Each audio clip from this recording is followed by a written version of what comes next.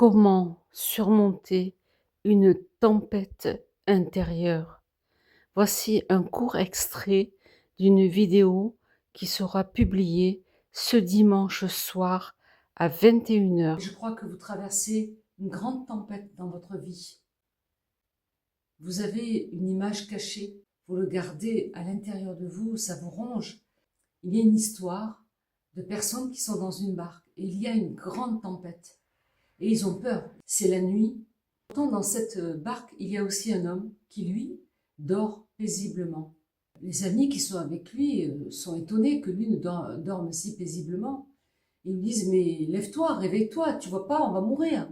Et lui se lève, regarde la mer et dit « Tais-toi !»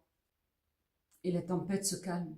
Cet être merveilleux que j'ai rencontré il y a 20 ans, c'est ce qu'il veut faire pour vous. Il veut apaiser cette tempête et même l'ôter de votre vie. Pour cela, il faut faire une rencontre avec lui. Ça ne peut pas être autrement. Alors, comme je le dis souvent, parlez à haute voix à cet être supérieur que vous ne connaissez pas. Vous pouvez l'appeler comme vous voulez. Moi, je dis le Créateur. Dites-lui si vous êtes convaincu dans votre cœur que vous croyez qu'il va faire quelque chose pour vous, dites-lui à haute voix, « Père, toi qui me connais, comme dit cette dame, eh bien, révèle-toi en moi, apaise cette tempête qui vient me troubler, qui m'empêche de dormir, viens m'aider.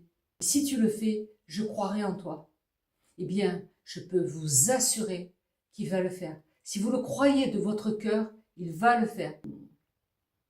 Lorsqu'on lui parle avec notre cœur, il intervient parce qu'il nous connaît avant même qu'on ait ouvert la bouche. Lui, il sait ce qu'on va lui parler. Mais alors vous allez me dire, mais pourquoi faut-il lui parler puisqu'il le sait? Bien parce qu'il vous aime et qu'il veut une relation avec vous.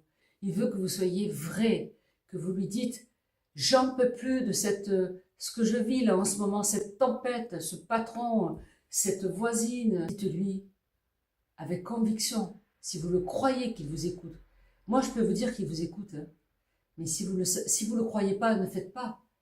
Il faut que vous le croyiez dans votre cœur que cet être supérieur vous entend, mais il va falloir lui dire « Pardonne-moi mes fautes ». Car il vous a aimé au point de donner son bien-aimé, envoyé sur la terre, mourir sur une croix. Au revoir.